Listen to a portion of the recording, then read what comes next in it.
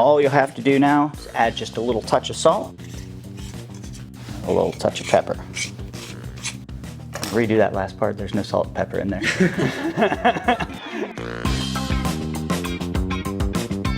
My name is Chef Matthew Chaplin. I'm executive chef of Florence's Low Country Kitchen, located on James Island here in South Carolina. Today's key ingredient will be soft shell crab. They're coming out of North Carolina for the season right now. Soft shell season usually begins at the beginning of spring. The date varies depending on water temperatures and when the molting season of crabs start. When we do get them in and people start talking about them, you better go get them fast because these things fly out of kitchens. So now we're going to show you how to break down one of these soft shell crabs. Don't forget, when you're looking for soft shell crabs, you always want to focus on the fact that the shell is very soft, they're cold to the touch. Most people think that all seafood is supposed to smell like fish. In actuality, seafood shouldn't really have much of a scent when you get it. If it has a scent to it, it's probably old, you probably don't want to accept it. To break down a soft shell crab is very easy. You're going to pick up these edges, the little wings here. You're going to see these small gills. You just grab them and they come right out. You'll flip to the other side, do the same thing. Take the gills out, and then once your gills have been removed, just behind the eyes and mouth, you'll do one clean cut all the way across and remove the face. This exposes the interior of the crab, which helps all the heat and the oil to get in, all the flavor to fully cook. That's all there is to it. Off with his face. Off with his face. The sauce that I like to serve with my soft shell crabs has always been the lemon dill aioli that I make. To start with, I have 1 quart of mayonnaise, 4 whole lemons, 8 stalks of fresh dill. Take the lemons, and we're gonna zest them right into the mayonnaise. So you'll zest 3 of the lemons into the mayonnaise. Once you've zested your lemons, roll them across your cutting board. So you'll cut in, and then you'll squeeze all 4 lemons into the mayonnaise. And then you're gonna work on your dill. Now the best way to do dill is to go through each individual one and pick off the frills and throw the stem away. And once you have them all picked off of there, you just mince them up. And once it's finely chopped, take all your dill and drop it directly into the bowl. So the last step is to just add a touch of salt and pepper. I like pepper, so I do a couple more of pepper than salt.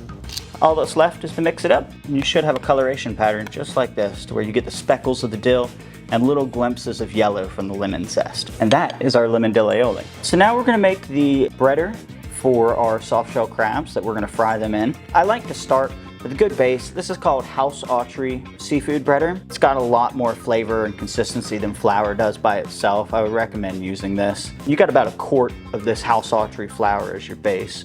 Start with about a tablespoon of black pepper, a tablespoon of garlic, 1/2 tablespoon of cayenne pepper, and then you're gonna get generous with the blackening seasoning because this is where all your flavor's at. 2.5 nice heaping tablespoons. And you'll take and you'll blend all of your seasonings, and that'll be your breading for the soft shell crabs. Now we get to the fun part, actually cooking the crabs. So we're gonna start adding some oil to your pan.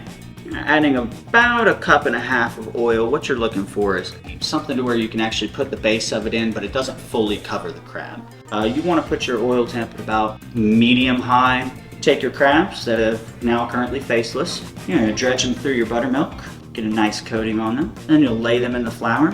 Cover them with the flour. You don't want to toss them around too much. Legs and claws are very delicate, so you don't want them to lose any of their appendages. So now that you've got everything perfectly breaded, lay them nice and delicately into your oil. Hear them start to sizzle. Put all 3 of these bad boys in here. And you'll let them ride for about 1.5 to 2 minutes on one side. So we're going to take this opportunity to give them a nice flip.